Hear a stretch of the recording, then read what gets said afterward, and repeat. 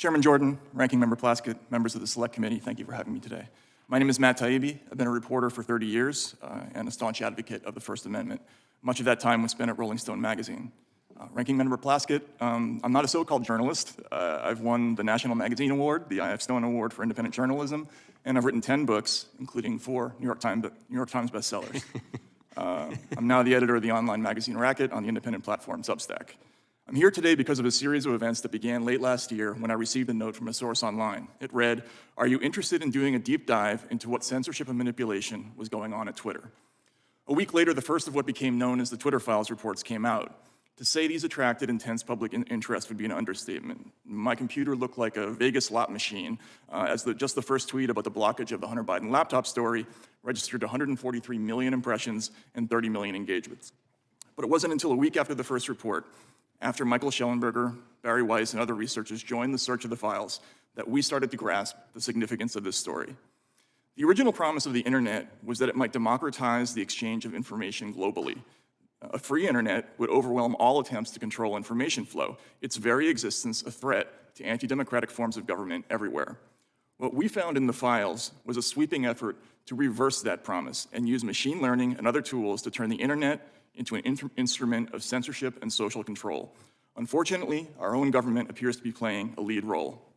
We saw the first hints in communications between Twitter executives before the 2020 election, when we read things like flagged by DHS, or please see attached report from FBI for potential misinformation. This would be attached to an Excel spreadsheet with a long list of names whose accounts were often suspended shortly after. Again, Ranking Member Plaskett, I would note that the evidence of Twitter-government relationship includes lists of tens of thousands of names on both the left and right. The people affected include Trump supporters, but also left-leaning sites like Consortium and Truthout, the leftist South American channel Telesur, the Yellow Vest movement.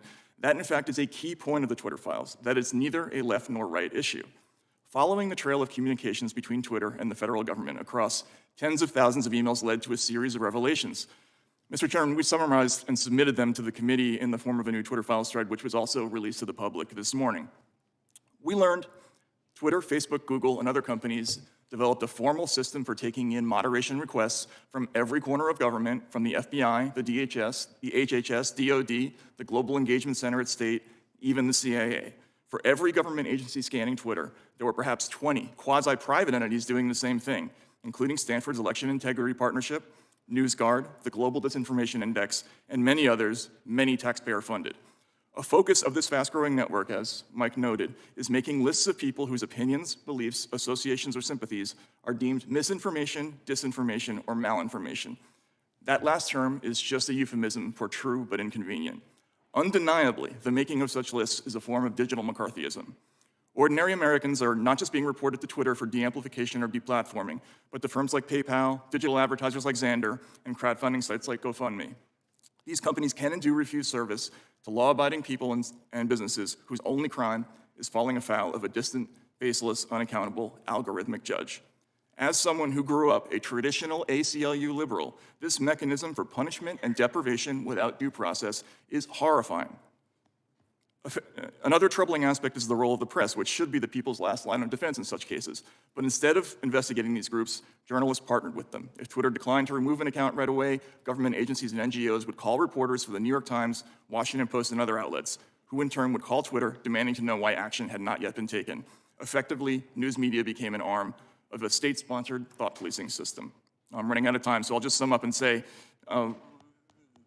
it's just not possible to instantly arrive at truth. It is, however, technologically possible to instantly define and enforce a political consensus online, which I believe is what we're looking at. This is a grave threat to people of all political persuasions. The First Amendment and an American population accustomed to the right to speak is the best defense left against the censorship industrial complex. If the latter can knock over our first and most important constitutional guarantee, these groups will have no serious opponent left anywhere. If there's anything the Twitter files show, it's that we're in danger of losing this most precious right, without which all democratic rights are impossible. Thank you for the opportunity to appear, and I'd be happy to answer any questions from the committee.